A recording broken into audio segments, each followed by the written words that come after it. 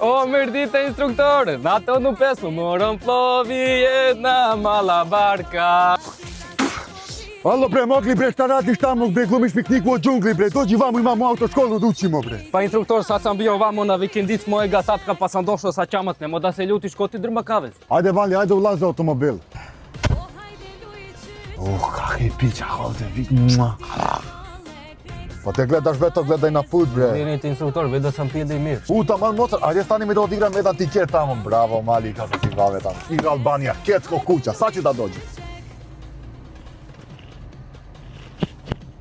Pa polako bre, polako, pa nije ti ga tatko kupio ovo, polako preko taj ležeći. Pa izvinite instruktor, sljedeći put ću polako, kunema.